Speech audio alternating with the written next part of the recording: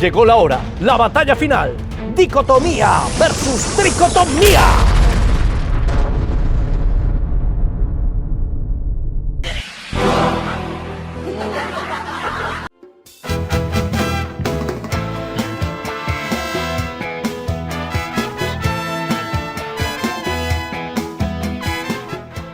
Amigos de Biblia Libre, ¿cómo están? Mi nombre es Edgar Escobar, bienvenidos a este nuevo programa.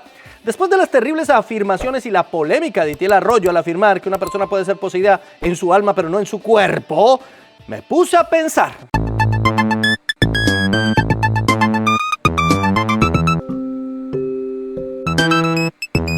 Y llegué a la conclusión de que el problema está en una terrible concepción antropológica bíblica, es decir, este tipo de personas no conocen qué es el ser humano, qué dice la Biblia sobre el ser humano. Por eso decidí en el día de hoy tocar ese tema, la antropología bíblica, hablar de la tricotomía y la dicotomía. ¿Tricoto qué y dicoto qué? Mía.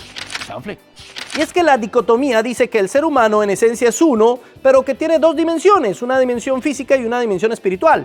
Sin embargo, es uno, siempre, el ser humano es un solo ser. Mientras los tricótomos ven más bien al ser humano dividido en tres partes. Una parte física, el cuerpo, soma, con la cual se comunica con el mundo. Una parte almática, el alma, donde están las emociones, los pensamientos y la voluntad, es decir, como la personalidad de uno, quien realmente es uno. Y una parte espiritual, que es esa parte pura que Dios ha colocado en nuestro corazón, que es la conciencia misma, que finalmente cuando muramos, seamos salvos o no, vuelve a Dios. Eso es lo que creen los tricótomos. ¿Cuál de los dos tiene la razón? ¿Qué es realmente el ser humano? Intentaremos dilucidarlo y comencemos. Número 1, la dicotomía. Y es que hay que decir que la mayoría de los cristianos alrededor de la historia han sido dicótomos. No solamente los teólogos, sino también las denominaciones enteras, en su mayoría, han entendido al ser humano como un ser con dos dimensiones, una espiritual y una física. Eso es todo. Podemos hablar de Agustín, Aquino, Lutero, Calvino, Hoche, Berkov, Sproul, Grudem, Michelin, Washer y muchos más que han sido dicótomos.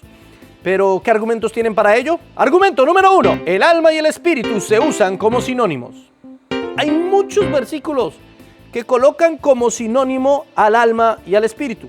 Ejemplo, Lucas 1:46 al 47. Entonces María dijo, engrandece mi alma al Señor y mi espíritu se regocija en Dios mi Salvador. Esto es un paralelismo hebreo, es decir, en la literatura hebrea generalmente se reforzaba una idea usando dos palabras diferentes o dos tipos de palabras distintas que fueran sinónimos.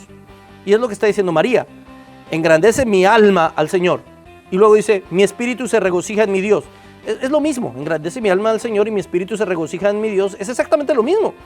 Entonces, mientras con el alma se engrandece, con el espíritu se regocija, no, son sinónimos. Ahí los está usando como sinónimos. Hebreos 12:23. A la congregación de los primogénitos que están escritos en los cielos, a Dios, el juez de todos, a los espíritus de los justos hechos perfectos. Ahí en hebreo, los que están en el cielo son los espíritus de los justos.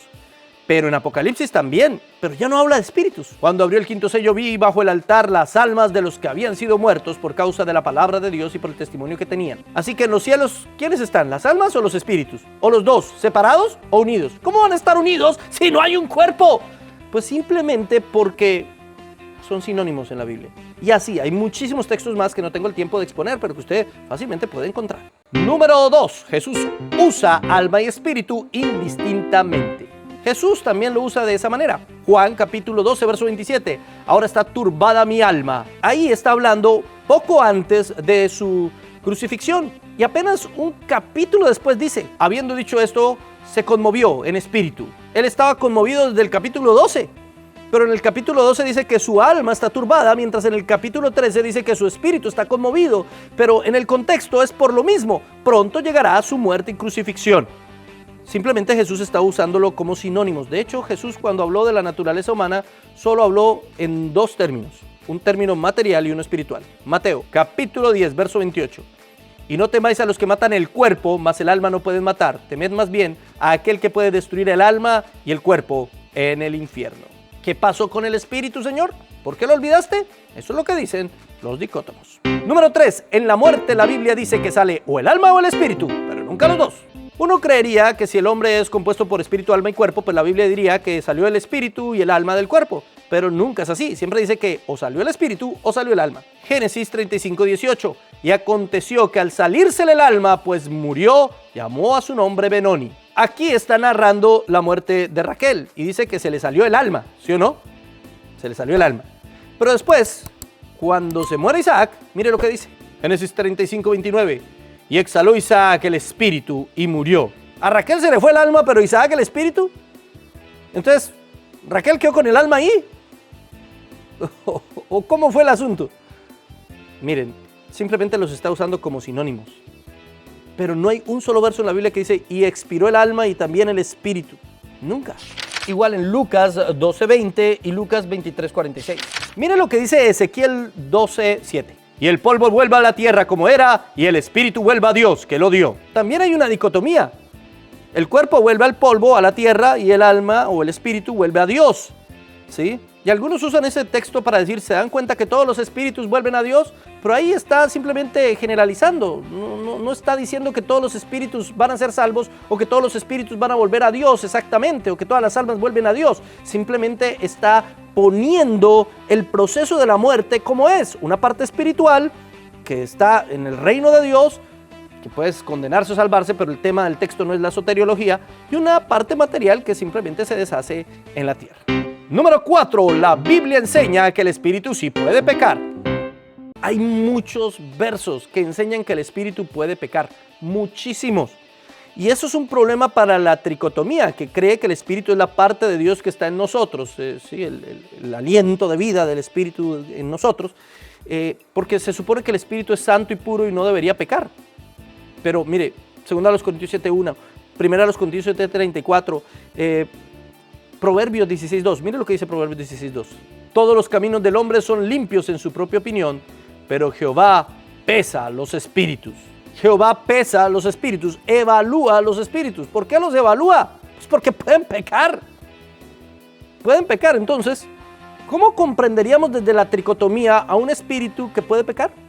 No tiene sentido. Daniel mismo le dice a Nabucodonosor, tú no entiendes, tu espíritu es soberbio. ¿Cómo va a ser soberbio el espíritu? Pudo haber dicho Daniel, tu alma es soberbia, pero no dijo, tu alma es soberbia, dijo, tu espíritu es soberbio. ¿Se dan cuenta? Número 5, la Biblia enseña que el espíritu y el alma hacen lo mismo. Miren lo que dice Hechos 17:16.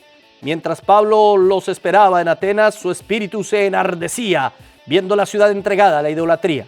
El espíritu se enardece. Y uno dice que el espíritu no es la parte de Dios en el hombre, entonces ¿por qué se enardece?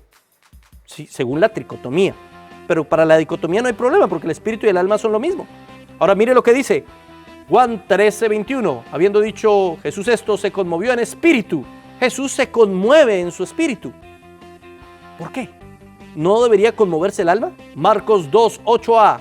Y conociendo luego Jesús en su espíritu, que cavilaban de esta manera, conociendo Jesús en su espíritu. ¿Qué acaso el conocimiento no está en el alma, como dicen los tricótomos? Entonces, ¿cómo es posible que Jesús conociera, pero en su espíritu? La solución para el dicótomo es fácil. Pues porque el alma y el espíritu son lo mismo. De hecho, desde la tricotomía, el espíritu es la parte del hombre que le permite comunicarse con Dios. Sin embargo, no así en la Biblia. Salmo 25:1. A ti, oh Jehová, levantaré mi alma. Y hay un versículo clave en el primer libro de Samuel, capítulo 1, verso 15.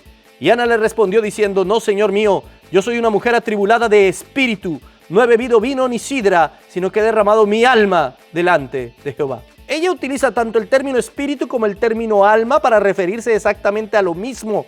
Le está pasando lo mismo en el espíritu y en el alma. No hay una diferencia ahí. El espíritu y el alma hacen lo mismo. De hecho, analizando un poco más el texto, el espíritu está atribulado, pero lo que debería estar atribulado, según la teoría tricótoma, es el alma, que es el asiento del conocimiento, las emociones y la voluntad. Y luego dice que su alma está delante de Jehová, es decir, está adorando. Lo que debería estar adorando es el espíritu, que según la teoría tricótoma es el que se comunica con Dios. Algo falla ahí. Y es que para la mayoría de los dicótomos, la tricotomía es extraída del pensamiento griego, específicamente de Platón. Ellos veían o pensaban que debía haber algo intermediario entre la deidad y la humanidad. Así que ahí es donde colocan ese concepto de un espíritu intermedio entre el hombre y el espíritu de Dios. Número 2, la tricotomía. También hay muchos cristianos que han sido tricótomos, hay que admitirlo. Por ejemplo, Orígenes. Aunque Orígenes para muchos es un hereje. Y sí, dijo muchas herejías. Pero hay otros que no fueron herejes. Ireneo, Clemente, Gregorio de Niza, otros más o menos como Washmani, por ejemplo, Louis Schiffer, el fundador de Theological Dallas Seminary, etc. La mayoría de los que son tricótomos son los pentecostales, carismáticos y neopentecostales. Argumentos a favor. Número 1. Tesalonicenses distingue a los tres. Mire lo que dice, y este es el texto más fuerte a favor de la tricotomía. Primera a los Tesalonicenses 5:23. Y el mismo Dios de paz os santifique por completo y todo vuestro espíritu, alma y cuerpo se ha guardado irreprensible para la venida de nuestro Señor Jesucristo. Se da cuenta todo vuestro ser. ¿Y cuál es todo vuestro ser? Espíritu, alma y cuerpo. ¡Tricotomía! Sin embargo, los dicótomos dicen que Pablo aquí no está haciendo un análisis antropológico, no es una descripción de cuáles son las partes del hombre, sino un instrumento retórico. Algo que ellos denominan lenguaje acumulativo para expresar una totalidad. De hecho, Jesús lo usa. Marcos capítulo 12, verso 30. Y amarás al Señor tu Dios con todo tu corazón y con toda tu alma y con toda tu mente y con todas tus fuerzas. Entonces, ¿qué? ¿Ya no es tricótomo el hombre, sino tetracótomo? Ya cálmate, Disney. Ahora ya no somos 3, sino 4. Porque ahí Jesús dice corazón, alma, mente y fuerzas. Ahora hay 4 dimensiones del ser humano. No, Jesús solamente está redundando, está acumulando argumentos para reforzar su punto. Y es lo que creen los dicótomos, hace Pablo precisamente en la primera carta a los Tesalonicenses. No está haciendo una división de cómo está formado el hombre, sino que está enfatizando en todo el ser, en cada aspecto del ser humano. Porque efectivamente hay un aspecto espiritual, y el alma sí es el asiento de las emociones, pensamientos y voluntad, pero al mismo tiempo también es la parte espiritual que nos comunica con Dios. Para los dicótomos, el espíritu, digamos, es una parte del alma, está ahí, es el alma misma. No podemos desprender nuestra comunión con Cristo y nuestra comunicación en adoración de nuestra voluntad, pensamientos y emociones. Número 2. Hebreos distingue entre alma y espíritu. Mira lo que dice Hebreos 4:12, porque la palabra de Dios es viva y eficaz y más cortante que toda espada de 2 filos, penetra hasta partir el alma y el espíritu, las coyunturas y los tuétanos, y discierne los pensamientos y las intenciones del corazón. Entonces dicen, ¿se dan cuenta? Puede separar el alma y el espíritu, lo que quiere decir que son 2 cosas diferentes, son distintos. Pero, el mismo texto habla de que separa el discernimiento de los pensamientos. Son 2 cosas distintas, una cosa es discernimiento y pensamientos, no todo hace parte de la razón humana, de la psique, del pensamiento. Sí, solamente está haciendo un desglose de las cosas, pero no está diciendo que yo piense aparte de lo que discierno. Y además dice coyunturas y tuétanos, ¿que las coyunturas y los tuétanos no son parte del mismo cuerpo? ¿No está hablando de la parte material del hombre? Sí, solamente que está haciendo especificación de 2 componentes físicos del hombre.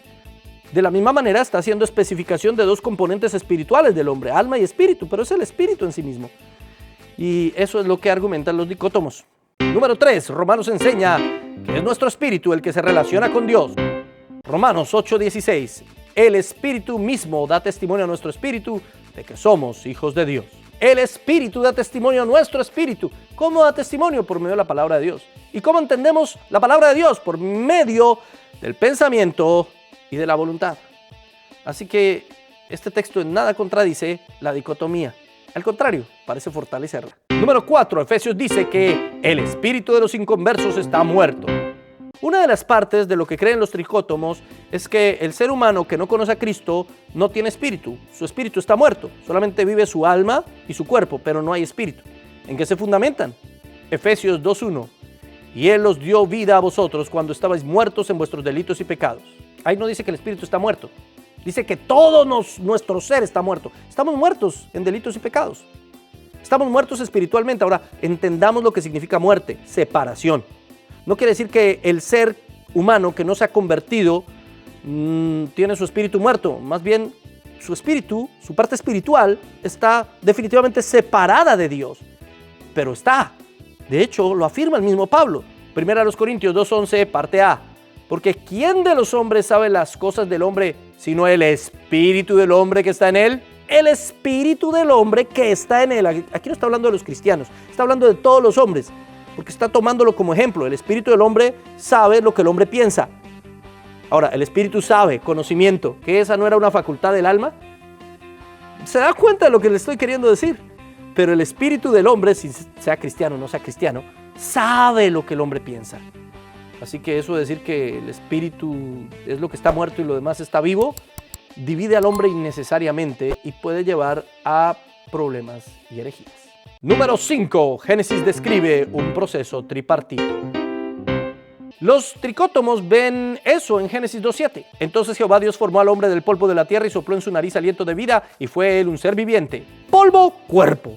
Aliento de vida, espíritu. Ser viviente, alma. Ahí ellos ven la tricotomía, pero ¿realmente está diciendo que ahí hay una tricotomía? Bueno, la mayoría de los especialistas y los teólogos dicen que no. Un ser viviente está hablando de una unidad funcional. Es decir, no está dividiendo al hombre en tres partes, al contrario, lo está uniendo como un solo ser. Ahora, cuando dice un ser viviente, la palabra nefesh, alma, significa una persona viva. Así de sencillo. Una persona.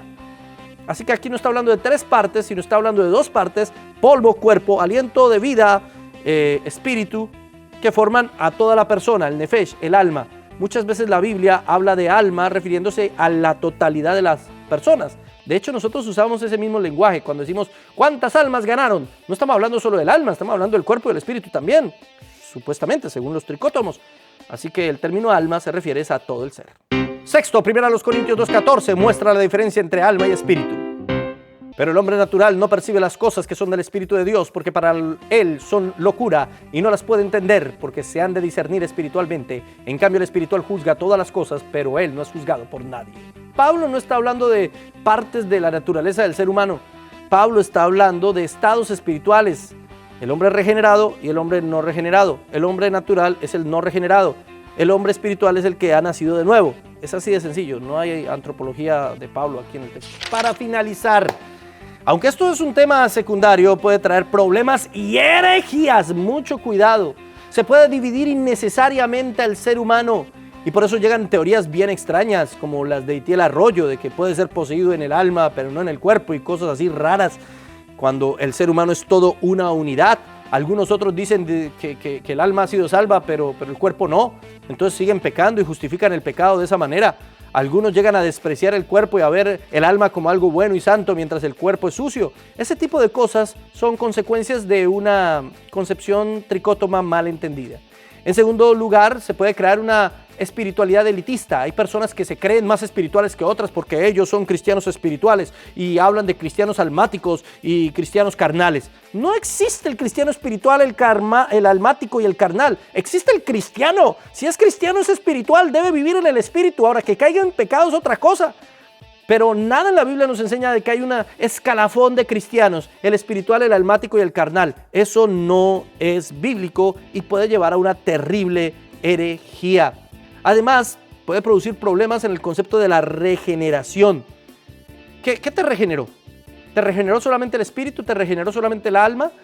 Algunos de ellos piensan que vuelve el espíritu a la vida, pero el alma sigue pecando y por eso es que necesitas ir al psicólogo o a encuentros o una cantidad de cosas. No. Efesios 4:23. Él dice, y renovaos en el espíritu de vuestra mente. Espíritu y mente, en un solo versículo, en el espíritu de vuestra mente. Él nos renueva por completo. Él nos hizo nacer de nuevo. Dice que somos nuevas criaturas por completo. También puede abrir puertas para posturas filosóficas extrañas, como precisamente el platonismo, que durante muchos años se infiltró en la iglesia. Y finalmente, puede ocasionar errores muy graves alrededor de la caída. El hombre espiritualmente está muerto, pero no quiere decir que no tenga espíritu, sino que está separado de Dios. El pecado afecta a todo el ser humano, espíritu, alma y cuerpo, por decirlo de alguna manera. Pero nosotros creemos, y aquí es donde doy mi conclusión y digo, yo cambié mi postura, que durante años la defendí, pero al hacer un análisis bíblico tuve que decir definitivamente no. La Biblia no habla de que el hombre esté dividido en tres partes. La Biblia habla de que el hombre es material y espiritual. Eso es todo. Pero no podemos hacer una tercera parte. El hombre es un todo que tiene un aspecto material y un aspecto espiritual. Usted puede pensar diferente y no por eso usted es un hereje, ni yo tampoco. Pero tenga cuidado con pensar más allá de lo que está escrito. Tenga cuidado con que a veces este tipo de cosas lleva realmente a herejías. Si no, mire y nombro otra vez al Señor Itiel. ¿Qué piensa usted? Escríbalo aquí en la caja de comentarios. Muchas gracias por haber estado con nosotros y nos vemos esta semana con más videos aquí en Biblia Libre.